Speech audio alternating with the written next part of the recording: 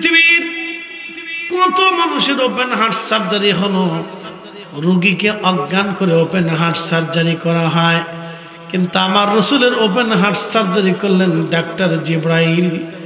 আর আমার রসুল, আমার হাবিব, আমার নবীজি তখনও সজাগ। নবী দেখতেছে তার বক্ষ ফাড়া হয় এবং কাল বের করা হয়। একবার জোরে বলা যাবে কি আল্লাহু আকবার?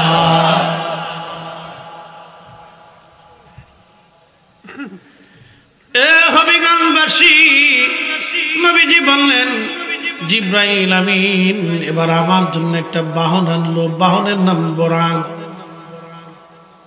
দেখতে গাধার চাইতে বড়, খচ্চরের চাইতে ছোট একটা প্রাণীর নাম বোরাক। এই বোরাক আনা হলো, বোরাক বেঁধে রাখা হয়েছে, বোরাকটা লড়াচড়া করে। জিব্রাইল ধমক দিয়ে বলে, বোরাক তুমি কি জানো তোমার পিঠে আজকে চড়বে? কেন লাফাস? বোরাক রে লাফাস না, লড়াচড়া করিস না। বোরাক তুই জানিস না তোর পিঠের উপরে আজ কাকে বসানো হবে? যাকে আল্লাহ নিজে দাওয়াত করে আমাকে নেওয়ার জন্য পাঠিয়েছে, তিনি আল্লাহর হাবিব। তোমার আগে, এনার আগে তোমার মতো দামি কেউ বসে নাই, আর ওনার পরে ওনার মতো দামি তোমার পিঠে আর কেউ বসবে না রে বোরাক। নবীজি বললেন, বোরাকের ভয় পেয়ে গেল। জটিল ভয়ে বোরাকের শরীর থেকে ঘাম বের হয়ে প্রত্যেকটা পশম ভিজে ভিজে গেল। চিন্তা করেন বোরাক কি পরিমাণে ভয় পাইছে। রসুল আল্লাহর নবীর কথা শোনার পরে বোরাকের ভয় লেগে গেল। হায় হায়, আমি কি নবীর দরবারে বেয়াদবি করে ফেললাম কিনা? আমি রসুলের দরবারে ভুল করলাম কিনা? যদি ভুল হয়ে যায় আমি বোরাকের কপাল মন্দ হয়ে যাবে, ধ্বংস হয়ে যাব। হলো কি আমার, হলো কি আমার? বোরাক ভয় পেয়ে গেল। বনের যত পশু ভক্তি কর তুই দুই চরণ, মেঘমালা ছায়া দিত গায় গো নবীজি, কোন সাধনে পাইব তোমায়? গোলামের দেখা দিবানি গো নবীজি, কোন সাধনে পাইব তোমায়? কষ্ট হচ্ছে আপনাদের? বোঝা যায় তো? তাহলে বসেন, এটা বোঝার দরকার। মেরাজটা বড় আশ্চর্য। হবিগঞ্জবাসী, বোরাকের পিঠের উপরে নবী চললেন। নবীজি বলেন, আমি বোরাকের পিঠের উপরে চললাম। সুবহানাল্লাযী আসরা বিআবদিহি লাইলাম মিনাল মাসজিদিল হারাম ইলাল মাসজিদিল আকসা।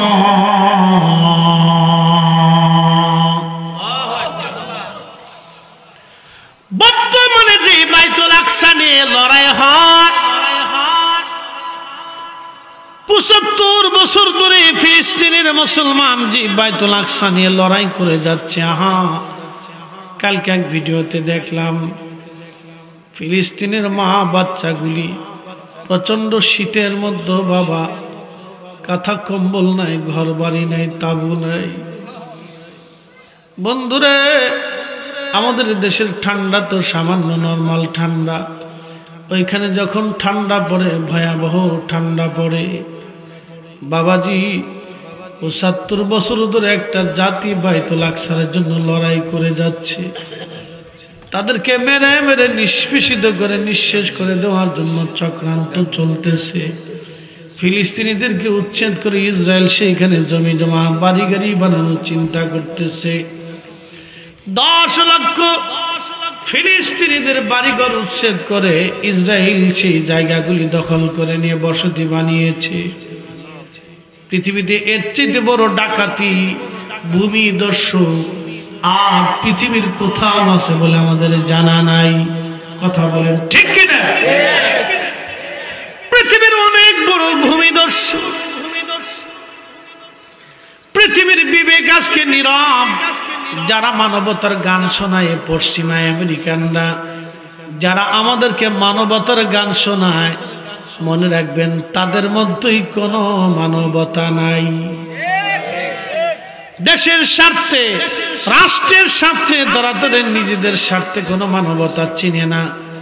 যখন তাদের স্বার্থ নষ্ট হয় তখন শুধু বলে মানবতা মানবতা, আর যখন তাদের স্বার্থের টান পড়ে তখন আর মানবতা থাকে না। এগুলি বন্ড ধার্মিক, বক ধার্মিক, এরা ইসলামের চিরশত্রু। কিয়ামত পর্যন্ত ইসলাম এদের সাথে যুদ্ধ করেই চলবে। কথা বলেন ঠিক না বেঠিক? মাত্র 200 কোটি মুসলমান, বাকি 600 কোটি মানুষ আল্লাহকে আল্লাহ বলে স্বীকার করে না। এদের ভিতরে অনেক বড় অধ্যাপক আছে, অধ্যক্ষ আছে, তারপরে ভাইস চ্যান্সেলর আছে, ডক্টর আছে, ডাক্তার আছে, বিজ্ঞানী আছে, অর্থনীতিবিদ, রসায়নবিদ, পদার্থবিদ, দার্শনিক আছে, সর্ব সেক্টরে তাদের লোক আছে। তো তাদের এই মেধা তাদেরকে আল্লাহ চিনতে সাহায্য করে না। কিন্তু আপনার মতো আমার মতো নাসিজ নাফরমানকে আল্লাহ মুসলিম হিসেবে, সুন্নি মুসলমান হিসেবে আল্লাহ কবুল করছে। একসাথে বলুন আলহামদুলিল্লাহ। দয়াকার আল্লাহর দয়া। আল্লাহ যাকে মনোনীত করেন, তাকে পছন্দ করে আল্লাহ তার নিজের দিকে ডেকে নেন। এটা আল্লাহর ইচ্ছা। এই জন্য এগুলির ভিতরে বসাটা এটা ভাগ্য। শোনেন, আমি স্টুডেন্ট লাইফে প্রথমে স্কুলে ভর্তি, স্কুল থেকে আবার মাদ্রাসা থেকে দাখিল পাশ করলাম। আমার পাশের নাম্বার কিন্তু বেশি না, খুব অল্প, সামান্য ছিল। আলিম পাশ করলাম, একটু ভালো হলো। এরপরে ফাজিল পাশ করলাম, আর একটু ভালো হইল। কামিল পাশ করলাম, আরো ভালো হলো। কিন্তু এর ভিতরে সেনাবাহিনীর চাকরি, বিভিন্ন জায়গায় চাকরি, বিদেশ যাত্রা, ব্যবসা, এরপরে কামিল শেষ করে মাদ্রাসা চাকরি, কোনোটাই হইল না। শেষ পর্যন্ত আল্লাহ আমার ঠেলতে ঠেলতে এই পর্যন্ত লয়ে এসেছি। এটা আল্লাহর ইচ্ছা। মাঝে মধ্যে চিন্তা করি, ইয়া রাব্বি, তুমি তো আনছো, আমার তো আসার কোনো শক্তি নেই। আল্লাহ এই পর্যন্ত নিয়ে আসছে। সারা বাংলাদেশে আমার ওয়াজের শ্রোতা খুব সূক্ষ্ম শ্রোতা, আওলা বাওলা শ্রোতা নাই। আমার যারা ওয়াজ শোনে তারা খুব সুস্থ মস্তিষ্কের, চুপচাপ ঘরে বসে বসে আমার কথাগুলি শুনে। সর্বমহলের মানুষ শুনে, সর্বমহলে ইনশাল্লাহ আমি সম্মানিত। সর্বঘরানার আলেমরা আমাকে ভালোবাসে, যদিও তারা জানে যে আমি তাদের বিরোধিতা করি, কিন্তু তারপরও মহব্বত করে। তো খুব মনোযোগ দিন। এটা আল্লাহ পাকের অশেষ বড় দয়া। আল্লাহ আপনাকে কোন দিনের জন্য মঞ্জুর করবেন আমরা জানি না ভাই। 100 বছর আগে এখানে আমাদের কোনো অস্তিত্ব ছিল পৃথিবীতে? তার মানে কি 100 বছর আগে আমরা কেউ পৃথিবীর কোনো অস্তিত্বের মধ্যে ছিলাম না। আল্লাহ আমাদেরকে অস্তিত্ব দিয়েছেন। বাকি 100 বছর পরে আমরা আবার অস্তিত্বহীন হব, কিন্তু সূর্য ঠিকই উঠবে। কথা ঠিক আছে না ভাই? সূর্য ঠিকই উঠবে। এই জানুয়ারি ডিসেম্বরে শীত ঠিকই পড়বে, কিন্তু আমরা কবরে। ঠিকই বাঁশবাগানের উপরে চাঁদ উঠবে, কিন্তু আমরা কবরে। 50,000 বছর আগেও চাঁদ উঠেছিল, 1,500 বছর আগেও আকাশে চাঁদ উঠেছিল, এখনো চাঁদ উঠছে। এটা থাকবে, আমরা চলে যাব।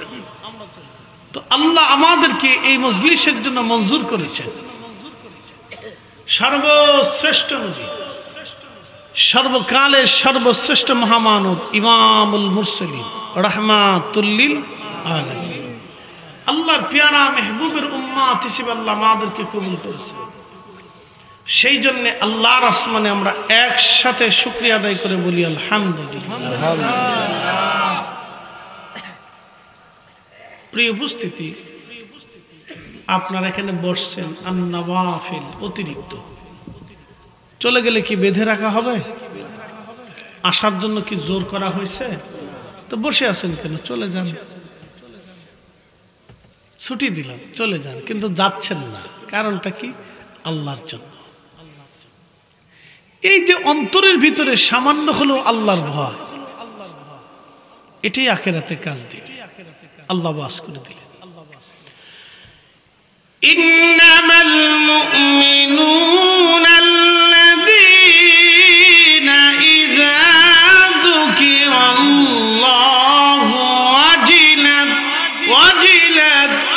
ওয়াজিলাত কুলুবুহুম।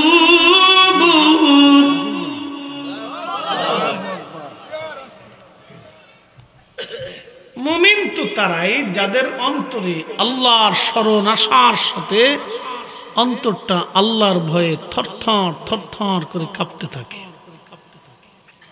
একসাথে বলবেন আল্লাহু আকবার।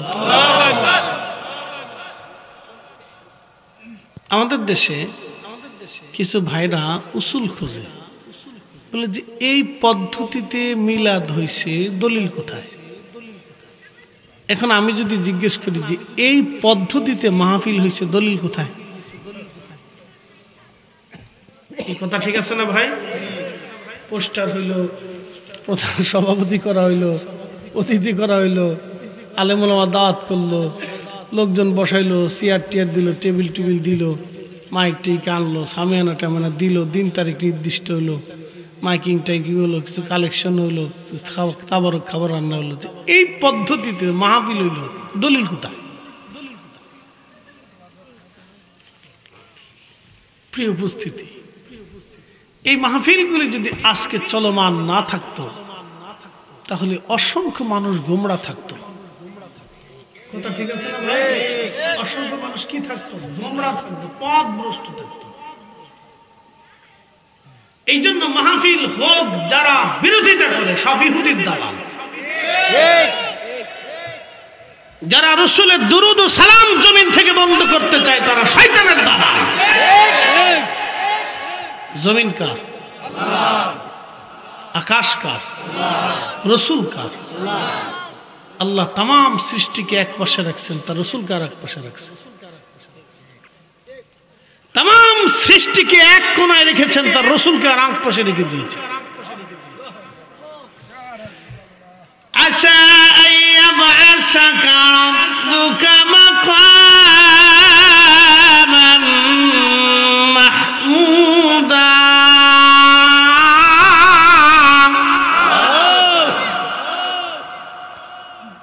আল্লাহ তার রাসূলকে সর্বশ্রেষ্ঠ মাকাম ওয়ালা বানিয়েছেন, যেই মাকামের পরে আর কোনো মাকাম নাই।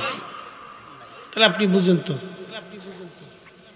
পৃথিবীর যত ডিসি, পৃথিবীর যত এসপি, পৃথিবীর যত নগর প্রধান, পৃথিবীর যত রাষ্ট্রপ্রধান, পৃথিবীর যত প্রেসিডেন্ট, পৃথিবীর যত প্রধানমন্ত্রী, পৃথিবীর যত সেকশন প্রধান, সব কিয়ামতের ময়দানে আল্লাহর সামনে মাথা নত করে উলঙ্গ হয়ে থরথর করে কাঁপতে থাকবে। উইদাউট মুহাম্মদুর রাসূলুল্লাহ সাল্লাল্লাহু আলাইহি ওয়াসাল্লাম। আল্লাহ তার রাসূলকে আরশে মুআল্লার ডানে পবিত্র আসনে আসীন করে সুন্দর আলিশান মহা সম্মানের পোশাকে আচ্ছাদিত করে আল্লাহ মহা মুকুট পরি সর্বোচ্চ সম্মানের শিখরে আরোহণ করে রাসূলকে সম্মান দিবে। জোরে জোরে জোরে বলেন, জোরে বলেন ইয়া রাসূলুল্লাহ। আপনি শুধু এতটুকুনি বুঝে যান তার শান কত। আমাকে সারা রাত দলিল দিয়ে বুঝাইতে হবে না, শুধু একটা শব্দ থেকে বুঝবেন, মাকাম মাহমুদা, সর্বোচ্চ মাকাম। এই মাকামের পরে আর কোনো মাকাম নাই। এই মাকামের পরের কোন মাকাম। আর সেই মহেশ্বরী সব মানব জাতি সেজদায় পড়ে থরথর করে কাঁপবে, ফেরেশতারা কাঁপবে, জিনেরা কাঁপবে। শুধু নবীরা সেজদায় পড়ে কাঁদবে না, কিন্তু তারা চিন্তিত থাকবে, গুনার জন্য না, আল্লাহর কাহারিয়াতের জন্য নবীরা চিন্তিত থাকবে যে আল্লাহকে আজকে কেমনে খুশি করা যায়। একসাথে বলবেন আল্লাহু আকবার। আহলে সুন্নাত ওয়াল জামাতের আকীদা, নবীরা নিষ্পাপ, অতএব তারা চিন্তিত হবে না, কিন্তু তারা পেরেশান থাকবে যে আল্লাহকে কেমনে খুশি করা যায়। এই পেরেশানিতে তারা অস্থির থাকবে যে আল্লাহকে আজকে কেমনে খুশি করা যায়। প্রিয় উপস্থিতি, সুদিয়া খোলাবাসী খুব মনোযোগ দিবেন। আশেপাশের যারা আসছেন মাহফিলে, চরনুর আহমদ পূর্ব বাঙ্গুনিয়া সুদিয়া খোলা যৌথ উদ্যোগে আজকের নবম বার্ষিক মাহফিল।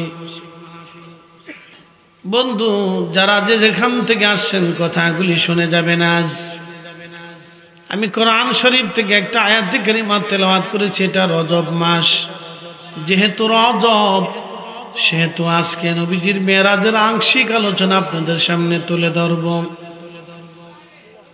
আল্লাহর নবীর জীবনের সর্বশ্রেষ্ঠ আশ্চর্য ঘটনার নাম হলো মেরাজ।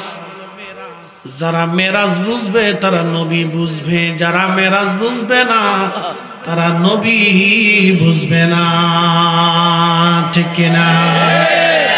দিকে দিকে হাসি, লোকে লোকে খুশি, চল সে নবী মেরাজে, চল সে নবী মেরাজে।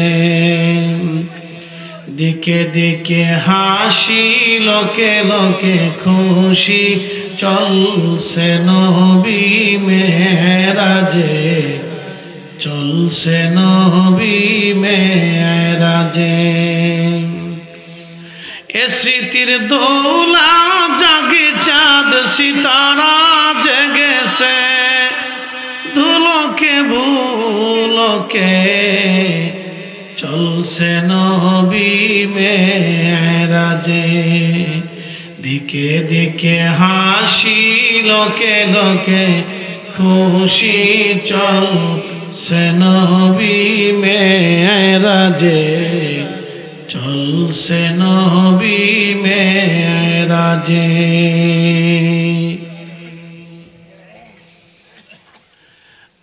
হাবিগানবাসী, আল্লাহর নবীকে মেরাজ শরীফে নিয়ে যাওয়ার জন্য জিবরাইল আমিনকে আল্লাহ পাঠাইলেন। আমার নবী উম্মে হানির ঘরের মধ্যে ছিলেন, মতান্তরে হাতিমে কাবা। হাতিমে কাবা যেখানে, উম্মে হানির ঘরও সেখানে। উম্মে হানির ঘরের মধ্যে নবী ঘুমানো। জিবরাইল আমিন আসলেন নবীকে নিয়ে যাওয়ার জন্যে। আপনি একটু চিন্তা করেন, আপনারা আমাকে যদি আনার জন্য ঢাকাতে যান যে হুজুর মাহফিল পর্যন্ত আপনাকে নিয়ে যাব, আবার আমরা নিজেরা পৌঁছাই দিব, তার অর্থ হলো আপনারা আমাকে সর্বোচ্চ প্রায়োরিটি দিয়েছেন, সম্মান দিয়েছেন। কথা ঠিক আছে না? আমি নিশ্চিন্ত যে আপনারা নিতে আসবেন, আপনারা দিয়ে যাবেন, আমি টেনশন ফ্রি। আর আমি যখন আসবো এবং আমি যখন ফিরে যাব তখন আমাদের আলাদা টেনশন কাজ করে। কেমনে যাব, কখন যাব, কোন অবস্থায় যাব, কখন পৌঁছাইতে হবে, টাইম মতো উপস্থিত হতেই হবে। এশার নামাজের পর থেকে রাত 12টা পর্যন্ত আমাদের জীবনের এক খুব গুরুত্বপূর্ণ সময়। আমরা যারা বক্তা, এশার পর থেকে 12টা পর্যন্ত আমাদের জীবনের একবারে বিরাট গুরুত্বপূর্ণ টাইম।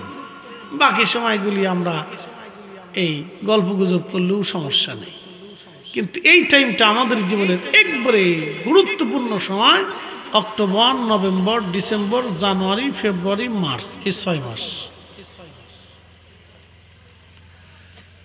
তো মনোযোগ দিয়ে আল্লাহর নবীকে নিয়ে যাওয়ার জন্য আল্লাহ জিবরাইল পাঠাইলেন। একসাথে বলবেন আল্লাহু আকবার। জিবরাইল আমিনকে আল্লাহ পাঠাইলেন নবীকে নিয়ে যাওয়ার জন্য। জিবরাইল আসলেন, নবী ঘুমানো। ঘরের ছাদ ফাঁকা করে জিব্রাইল ভিতরে ঢুকলেন, আল্লাহর নবীকে ঘুম থেকে জাগাইলেন। ঘুম থেকে জাগাইয়া রাসূলকে উম্মে হানির ঘর থেকে বের করে নিয়ে পার্শ্ববর্তী জায়গা নিয়ে আল্লাহর নবীর সিনা সাক করা হলো, যেটাকে ইংরেজিতে বলে ওপেন হার্ট সার্জারি। বক্ষ মোবারকের এই নরম জায়গা থেকে ফেরে নাভি পর্যন্ত কেটে আল্লাহর নবীর পবিত্র কাল মোবারক বের করে এনে ওই কাল মোবারক ধৌত করা হলো। একবার জোরে বলা যাবে কি আল্লাহু আকবার।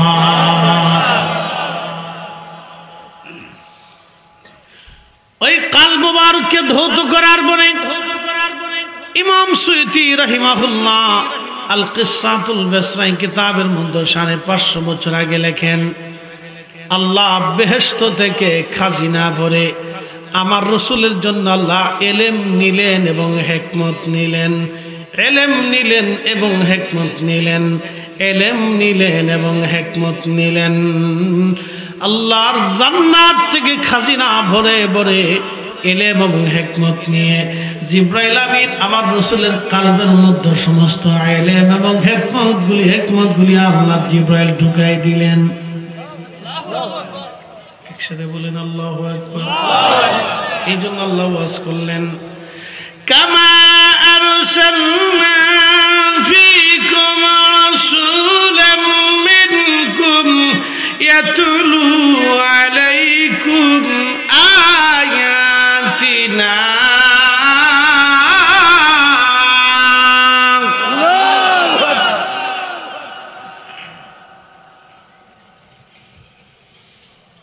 হাবিব আপনাকে দুনিয়াতে পাঠিয়েছি।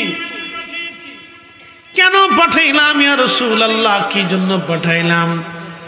এক নম্বর, আপনাকে দুনিয়াতে পাঠিয়েছি হুজুর আপনি আমার আয়াত সমূহ তেলাওয়াত করে করে শোনাবেন, ওয়ায়ুযাক্কিকুম উম্মতকে আপনি পবিত্র বানাবেন, কুফরি থেকে পাক বানাবেন, নাপাকি শারাবি খারাবি হারামি ফায়সা কাজ থেকে আপনি উম্মতকে সরিয়ে একবারে রিফাইন করবেন।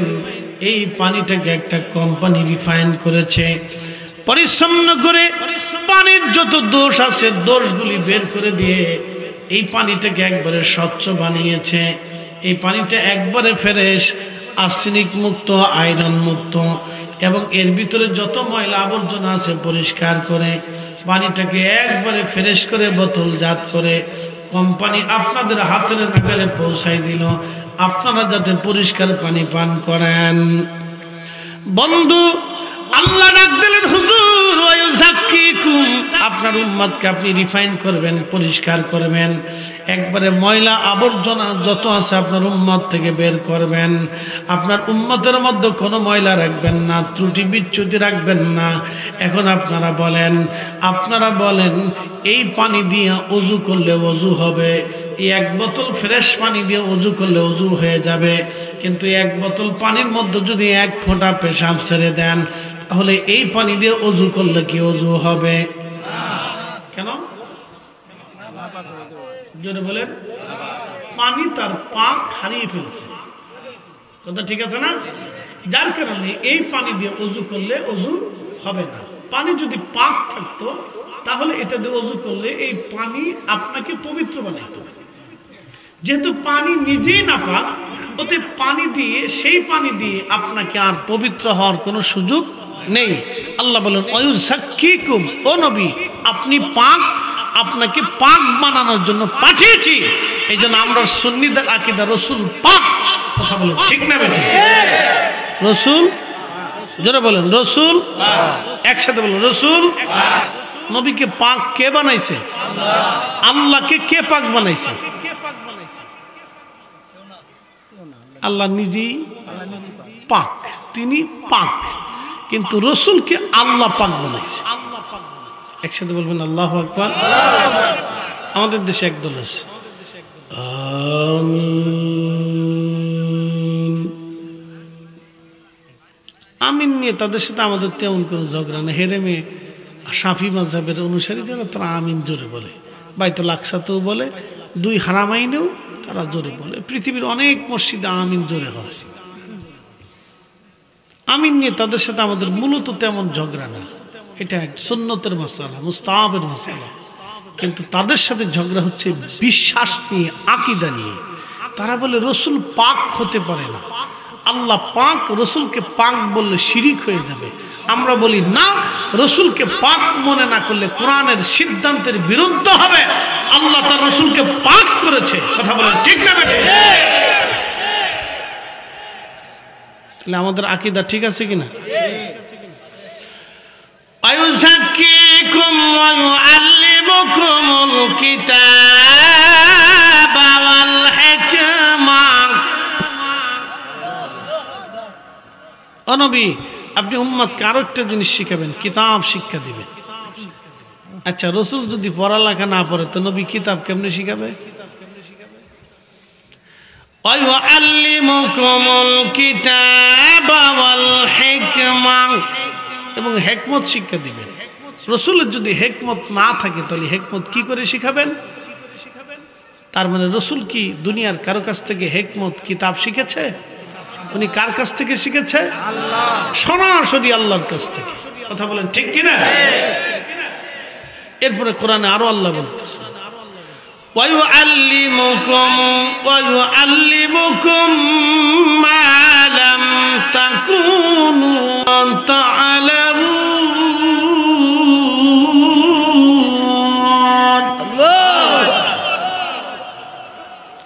কোরআন শরীফ ভালো লাগে? যারা বলেন কোরআন শরীফ ভালো লাগে, লাগারই কথা। وَيُعَلِّمُكُم مَّا لَمْ تَكُونُوا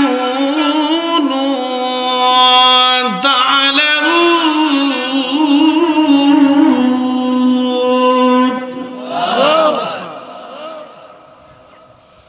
ও নবী, আপনি উম্মতকে তাহা শিক্ষা দিবেন যাহা উম্মত জানত না।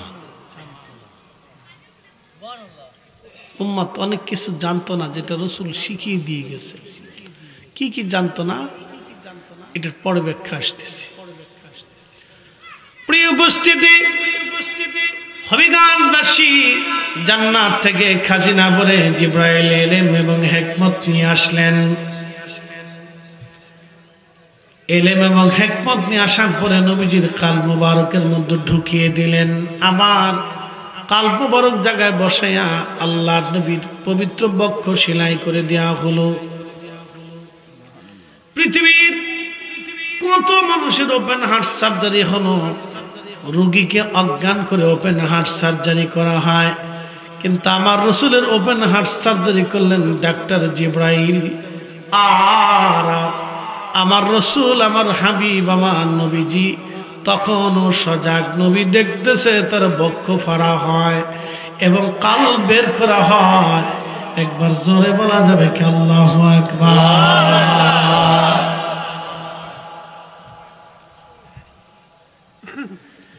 এ হবিগঞ্জবাসী, নবীজি বললেন, জিবরাইল আমিন এবার আমার জন্য একটা বাহন আনলো। বাহনের নাম বোরাক। দেখতে গাধার চাইতে বড়, খচ্চরের চাইতে ছোট একটা প্রাণীর নাম বোরাক। এই বোরাক আনা হলো, বোরাক বেঁধে রাখা হয়েছে, বোরাকটা লড়াচড়া করে। জিবরাইল ধমক দিয়ে বলে, বোরাক তুমি কি জানো তোমার পিঠে আজকে চড়বে? কেন লাফাস? বোরাক রে লাফাস না, লড়াচড়া করিস না। বোরাক তুই জানিস না তোর পিঠের উপরে আজ কাকে বসানো হবে? যাকে আল্লাহ নিজের দাওয়াত করে আমাকে নেওয়ার জন্য পাঠিয়েছে, তিনি আল্লাহর হাবিব। তোমার আগে, এনার আগে তোমার মতো দামি কেউ বসে নাই, আর ওনার পরে ওনার মতো দামি তোমার পিঠে আর কেউ বসবে না রে বোরাক। নবীজি বললেন, বোরাকের ভয় পেয়ে গেল। জটিল ভয়ে বোরাকের শরীর থেকে ঘাম বের হয়ে প্রত্যেকটা পশম ভিজে ভিজে গেল। চিন্তা করেন বোরাক কি পরিমাণে ভয় পাইছে। রসুল আল্লাহর নবীর কথা শোনার পরে বোরাকের ভয় লেগে গেল। হায় হায়, আমি কি নবীর দরবারে বেয়াদবি করে ফেললাম কিনা? আমি রসুলের দরবারে ভুল করলাম কিনা। যদি ভুল হয়ে যায় আমি বুরাকের কপাল মন্দ হয়ে যাবে, ধ্বংস হয়ে যাব। হলো কি আমার বুরাক ভয় পেয়ে গেল। বনের যত পশুগণ ভক্তি কর তুই দুই চরণ, মেঘমালা ছায়া দিত গায় গো নবীজি, কোন সাধনে পাইব তোমায়। গোলামেরে দেখা দিবানি গো নবীজি, কোন সাধনে পাইব তোমায়। কষ্ট হচ্ছে আপনাদের? বোঝা যায় তো? তাহলে বসেন, এটা বোঝার দরকার। মেরাজটা বড় আশ্চর্য। হবিগঞ্জবাসী বরাকের পিঠের উপরে নবী চললেন। নবীজি বলেন আমি বরাকের পিঠের উপরে চললাম। সুবহানাল্লাযী আসরা বিআবদিহি লাইলাম মিনাল মাসজিদিল হারাম ইলাল মাসজিদিল আকসা।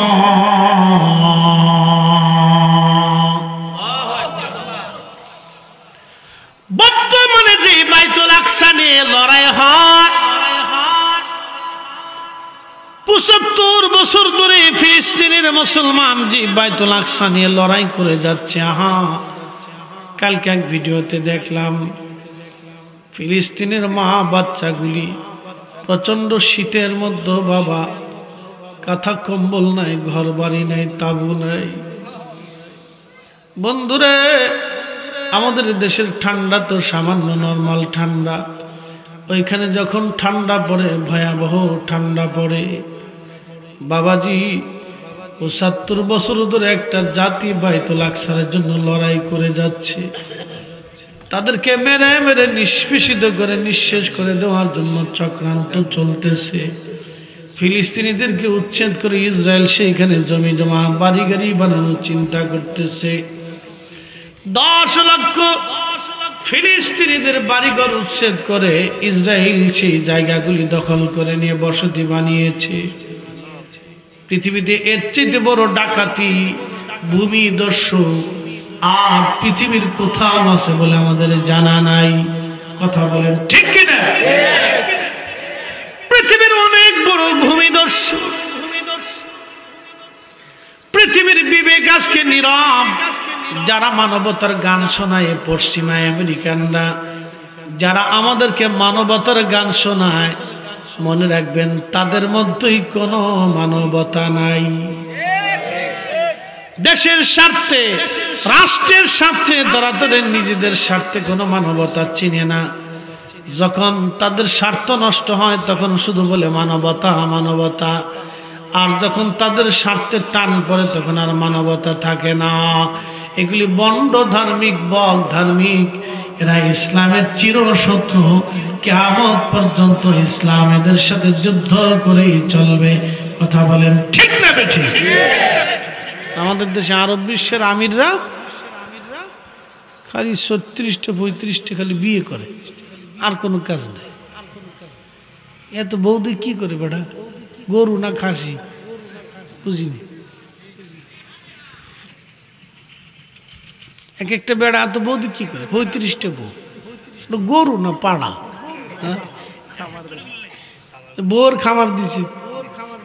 আমাদের দেশে ছাগলের খামার দেয়, মুরগির খামার দেয়, গরুর খামার দেয়, তো বেড়া বউর খামার দিচ্ছে। যার যত টাকা তার তত বউ, যার টাকা নেই তার কপালে বউ নাই। কি আশ্চর্য একটা দেশ! এটাকে আমরা কোরআনের আইন প্রতিষ্ঠিত করছি। কোরআনের আইনে কি এটা আছে? মাসনা সুলাস রোমা ৬০ পর্যন্ত বিয়ে করা যায় যদি সাম প্রতিষ্ঠিত করা যায়। তারপরে তো বেটা ৩৫টা কোন আইনে বিয়ে করি না? সব নফসের আইন। কথা কন না কেন, ঠিক কি না? শয়তানের আইন, যারা বলেন কিসের আইন? নফসের আইন, শয়তানের আইন। আর দেশের মৌলবীরা আমাদের দেশে এসে 8 টাকার তারাবি বানা করছে। কি কথা কন না কেন? এরা আপনারা মানিছে বেদাতি মাজার পূজারি, আর হেরা হইছে হলো পেট পূজারি আর মন পূজারি, নফস পূজারি। শয়তান কোথাকার।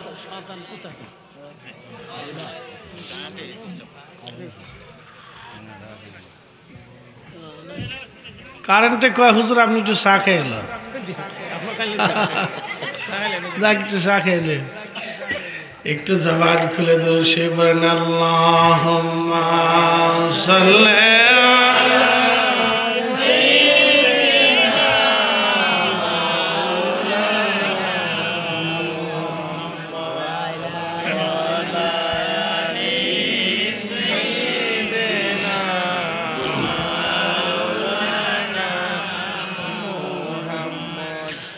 উড়ে যাও রে মাহফিলের হাওয়া, যাও রে উড়ে মদিনায়, আমাদের দুরুদ পৌঁছে দিও নূর নবীজির পাক রওজায়। আল্লাহুম্মা সাল্লি আলা মাশাআল্লাহ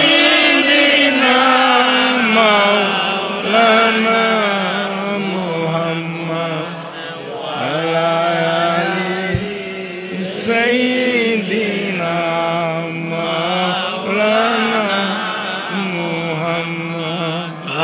আল্লাহ আল্লাহ আল্লাহ, জবান খুলে আল্লাহ আল্লাহ আল্লাহ আল্লাহ আল্লাহ আল্লাহ আল্লাহ আল্লাহ আল্লাহ আল্লাহ আল্লাহ আল্লাহ আল্লাহ, তুমি যে গোলামের দেখা দিবানি। আল্লাহ আল্লাহ আল্লাহ আল্লাহ দেখা দিবানি। ই গো নবীজি কোন সাধনে পাইব তোমায়। আল্লাহ আল্লাহ আল্লাহ আল্লাহ আল্লাহ আল্লাহ আল্লাহ আল্লাহ আল্লাহ আল্লাহ আল্লাহ আল্লাহ আল্লাহ। বনের যত পশু গণ ভক্তি করতই দুই চরণ। আল্লাহ আল্লাহ সায়াদি তোগা আই গো নবীজি কোন সাধনে পাইব তোমায়। আল্লাহ আল্লাহ আল্লাহ আল্লাহ আল্লাহ আল্লাহ আল্লাহ আল্লাহ আল্লাহ আল্লাহ আল্লাহ। রাখালিয়ার বাগাসে মা খাদিজার দয়াসে বকরি চরান বন জঙ্গলা আই গো নবীজি কোন সাধনে পাইব তোমায়। আল্লাহ আল্লাহ আল্লাহ আল্লাহ আল্লাহ আল্লাহ আল্লাহ আল্লাহ আল্লাহ আল্লাহ আল্লাহ আল্লাহ আল্লাহ আল্লাহ আল্লাহ আল্লাহ আল্লাহ আল্লাহ আল্লাহ। এই শাহমাজদা মুঝে যায়া দেখা হযরত খাদিজা, জীবন যৌবন সঁপিল আপনা। আই গো নবীজি কোন সাধনে পাইব তোমায়। আল্লাহ আল্লাহ আল্লাহ আল্লাহ আল্লাহ আল্লাহ আল্লাহ মেরে দেখা দিবানি। এই গো নবীজি কোন সাধনে পাইব তোমায়। আল্লাহ আল্লাহ আল্লাহ আল্লাহ আল্লাহ আল্লাহ আল্লাহ